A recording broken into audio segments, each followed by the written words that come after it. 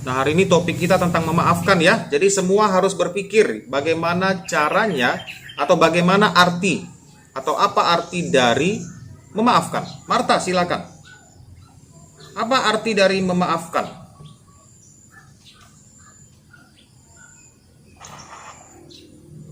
Ya, Marta?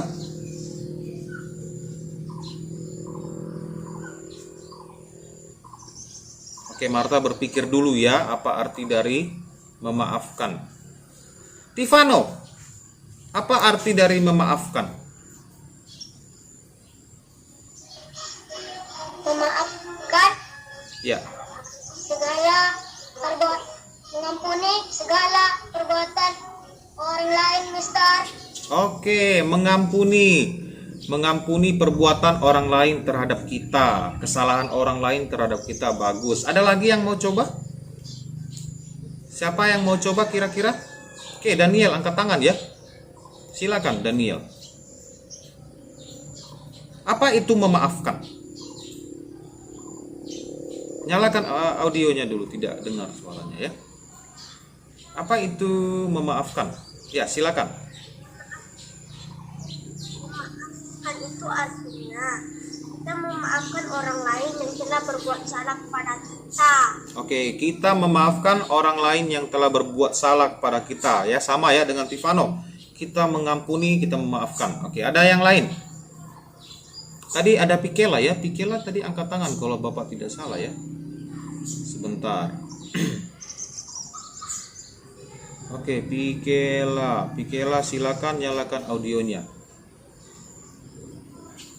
Ya, Pikela. Tidak mengingat-ingat kesalahan orang lain kepada kita, Sir. Iya, tidak mengingat-ingat kesalahan orang lain terhadap kita. Artinya apa? Melupakan ya. Artinya melupakan kesalahan orang lain terhadap kita. Oke, bagus ya. Nah, kita coba lihat arti dari memaafkan itu ya.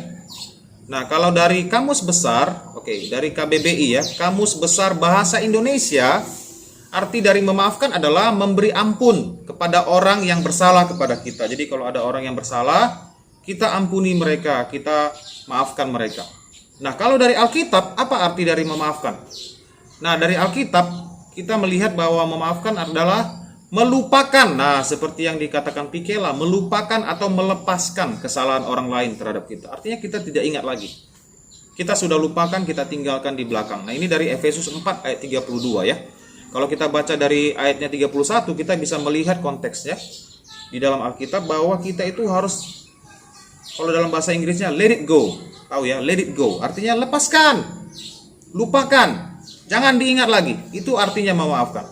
Jadi, kalau kita sudah bilang, aku maafkan kamu. Contohnya di sekolah dulu waktu kita tatap muka, ada temanmu yang sudah menyakiti hati kamu, mengejek kamu. Oke, aku ampuni, aku maafkan, kita kawan ya. Oke. Tapi ketika kita mungkin ada masalah lagi dengan dia, kita bilang, dulu kau begini, dulu kau juga pernah bilang begini. Nah, kita ungkit kembali yang dulu. Itu artinya kamu belum memaafkan. Kalau kita sampai mengungkit hal-hal yang dulu, yang sudah kita selesaikan, sudah kita maafkan, artinya kita belum sepenuhnya memaafkan. Jadi ingat ya, kalau kita sudah memaafkan seseorang, jangan pernah lagi diungkit-ungkit. Dulu aku kasih kamu loh jajan sekian, terus kamu minta sekali lagi, terus kamu minta maaf. Kamu sudah menyakiti perasaan saya, kamu bilang kamu gak pernah minta jajan pada saya, tapi saya pernah kasih. Akhirnya kamu akui, dan kamu minta maaf. Sekarang kamu ungkit lagi. Tidak boleh seperti itu ya. Jadi setiap kesalahan yang sudah kita selesaikan, harus kita lupakan. Itulah arti dari memaafkan yang sebenarnya ya. Jadi jangan pernah mengungkit lagi. Nah, hari ini kita akan melihat satu contoh dari Alkitab, cerita Alkitab. Bagaimana Tuhan Yesus mengampuni Petrus ya. Oke, kita lihat ceritanya. Sebagian dari kita pasti sudah tahu ceritanya ya.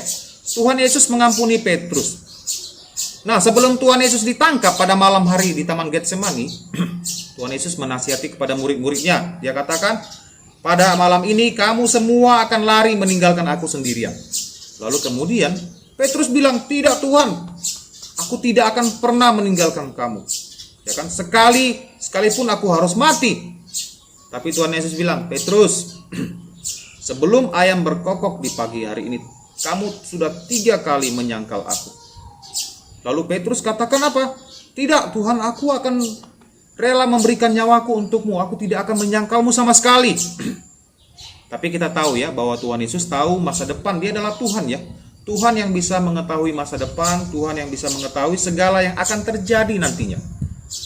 Di Petrus dengan sombongnya dia mengakui bahwa dia tidak akan menyangkal Tuhan. Ya. Kita lihat kemudian akhirnya Yudas Iskariot datang bersama prajurit-prajurit dan imam-imam, membawa mereka semua untuk menangkap Tuhan Yesus. Dia mencium Tuhan Yesus, menunjukkan kepada mereka siapa yang harus ditangkap.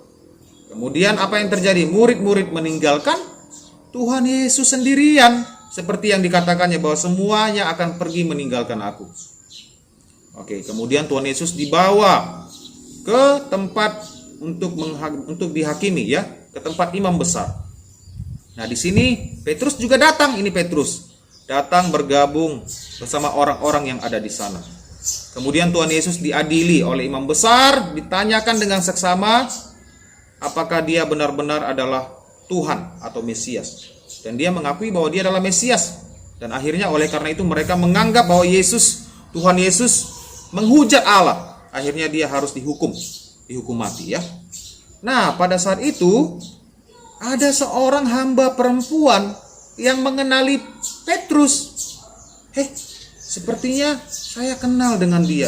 Dia adalah salah satu murid orang yang ditangkap itu, Tuhan Yesus. Lalu Petrus bilang apa? Tidak, aku tidak kenal orang itu. Sama sekali tidak kenal. Oke, kemudian dia duduk lagi kembali. Kemudian ada lagi yang melihat dan meyakini. Sepertinya saya yakin dia ini murid dari Tuhan Yesus, dari Yesus yang selalu mengabarkan Injil, ya, mengabarkan kabar baik kepada orang-orang. Lalu dia menyangkal lagi, tidak, aku tidak kenal orang itu. 2 kali ya. Oke, kemudian kita lihat lagi. Setelah itu ketiga kalinya dia menyangkal, barulah dia ingat. Nah, dia betul-betul mengutuk ya. Sungguh aku tidak kenal orang itu. Kemudian ketika dia mengingat perkataan Tuhan Yesus, 3 kali sebelum ayam berkokok kamu akan menyangkal aku. Lalu dia menangis. Dia menangis menyesali apa yang dia lakukan. Ya. Kemudian setelah Tuhan Yesus disalibkan lalu dia dikuburkan, murid-murid kembali ya ke profesinya yang lama. Mereka kembali menjaring ikan, menjala ikan. Mereka sudah tidak lagi mengingat pelayanan pada waktu itu. Kemudian mereka menjala ikan sepanjang malam dan tidak dapat apa-apa. Karena memang mereka sudah lari dari pelayanan ya. Tuhan juga mengizinkan bahwa mereka tidak mendapatkan apa-apa pada malam hari itu. Dan Tuhan Yesus, dan menjelang siang, Tuhan Yesus ada di tepi danau itu. Lihat tangannya ini di sini gambarnya ya, sudah berlubang ya, artinya ini setelah kebangkitan. Dia mengatakan, adakah makanan padamu? Kepada Petrus dan murid-murid yang lain. Lalu mereka bilang, tidak ada.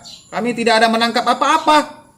Kemudian Tuhan Yesus mengatakan, lemparkanlah jalamu ke sebelah kanan perahu. Dan mereka lemparlah ke sebelah kanannya. Kemudian apa yang terjadi? Mereka mendapatkan ikan. Nah, pada waktu ini ketika Tuhan Yesus bertanya kepada mereka, mereka tidak mengenal ya. Tuhan membuat mereka tidak mengenali Tuhan Yesus. Tapi ketika ikan itu dapat, mereka baru sadar, itu Tuhan. Lalu kemudian ketika mereka sadar itu adalah Tuhan Yesus yang sudah bangkit, Petrus cepat-cepat pakai baju, lalu dia melompat ke dalam danau dan mendapatkan Tuhan Yesus ya. Karena sebelumnya dia tidak pakai pakaian, dia pakai dulu pakaiannya lalu dia melompat, kemudian dia sampai kepada Tuhan Yesus. Dan murid-murid yang lain juga menyusul. Dan akhirnya mereka makan sarapan bersama. Nah, ketika sarapan bersama tidak ada yang berani bertanya ya, siapakah engkau? Mereka tahu bahwa ini adalah Tuhan Yesus yang sudah bangkit. Nah, setelah makan Tuhan Yesus bertanya kepada Petrus, Petrus, apakah engkau mengasihi aku? Lalu Petrus menjawab, Tuhan, benar aku mengasihimu. Ya, dia tahu bahwa dia mengakui bahwa dia betul-betul mengasihi Tuhan Yesus. Kemudian Tuhan Yesus bilang, gembalakanlah domba-dombaku. Sekali lagi Tuhan Yesus bertanya, Petrus, anak Yohanes, apakah engkau mengasihi aku? Kemudian Petrus menjawab, benar Tuhan, aku mengasihimu. Tuhan Yesus katakan lagi, gembalakanlah domba-dombaku. Lalu ketiga kalinya Tuhan Yesus bertanya, Simon, anak Yohanes, apakah engkau mengasihi aku? Lalu kemudian Petrus merasa sedih. Ya, dia merasa sedih. Kenapa? Karena Tuhan Yesus bertanya sampai 3 kali. Kenapa harus bertanya sampai 3 kali? Seperti seolah-olah Tuhan Yesus tidak percaya, bukan ya? Tapi Tuhan Yesus ingin supaya Petrus betul-betul meresapi pertanyaan itu dan dia betul-betul mengingat panggilan dia.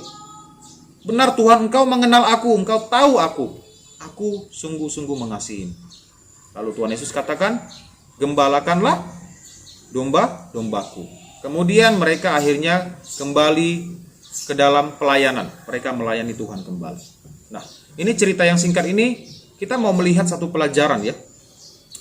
Ketika Petrus menyangkal Tuhan Yesus 3 kali, Tuhan Yesus sama sekali tidak ada ungkit masalah kesalahan ini. Dia tidak ada bilang, Petrus, kenapa dulu kamu menyangkal saya 3 kali? Kenapa kamu tidak mau mengakui kalau kamu mengenal saya kepada orang-orang yang ada di dekat tempat imam besar itu? Kenapa? Tuhan Yesus tidak bertanya seperti itu. Tuhan Yesus malah mengatakan kepada Petrus, menanyakan, apakah kamu sungguh-sungguh mengasihi aku? Ya. Dan dia memberikan Petrus kesempatan untuk kembali melayani Tuhan. Ya. Tadinya dia sudah sempat kembali lagi menjala ikan ke profesinya yang lama. Tuhan memberikan dia kesempatan untuk bisa kembali melayani Tuhan. Nah, dalam hal ini kita meneladani Tuhan Yesus dalam mengampuni ya, bahwa dia tidak mengungkit lagi kesalahan yang sudah diperbuat oleh Petrus. Nah, kita juga anak-anak Tuhan, kalau kita sudah mengampuni orang lain, jangan pernah lagi mengungkit kesalahan yang pernah dilakukan orang lain. Lupakan itu semua, lepaskan, let it go. Lupakan ya. Lepaskan itu semua. Dan dengan begitu maka kita bisa menerapkan apa yang Tuhan perintahkan.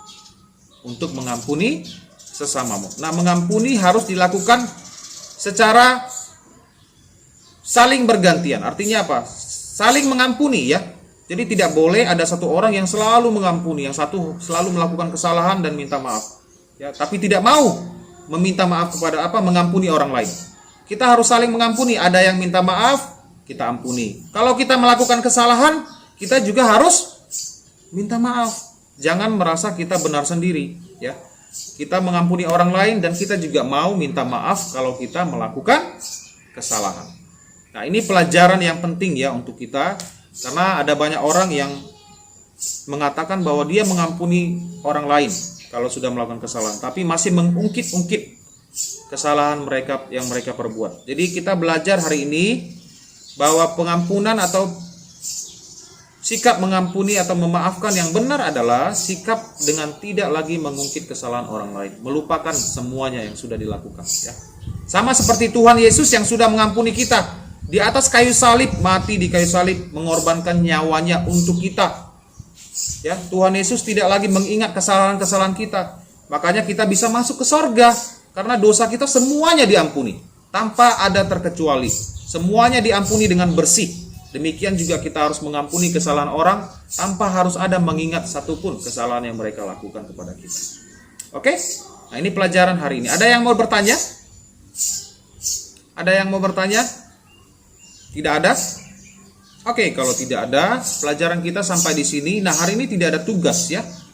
Minggu depan kemungkinan kita akan melakukan diskusi tentang seputar mengampuni. Saya akan bertanya, meminta kalian untuk menceritakan ya pengalaman bagaimana kamu mengampuni orang lain, ataupun bagaimana kamu ketika kamu melakukan kesalahan, apa yang kamu lakukan, minta maafnya seperti apa, apakah kamu betul-betul menyesal, bagaimana perasaanmu setelah meminta maaf, itu semua akan kita diskusikan bersama-sama ya.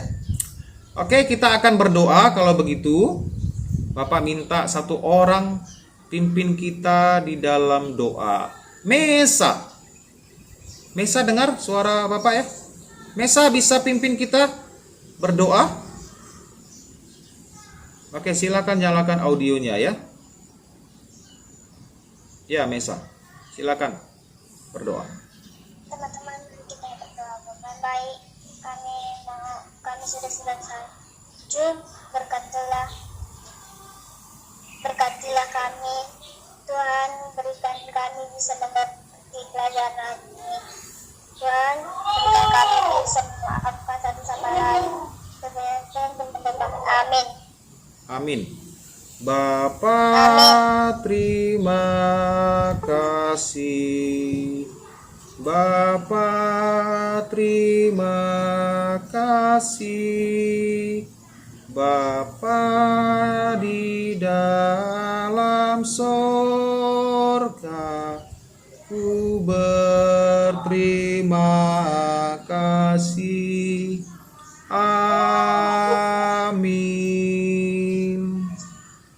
Oke, pelajaran kita sampai di sini. Sampai jumpa kembali minggu depan kalau Tuhan berkenan ya. Tuhan Yesus memberkati. Oke, bye-bye.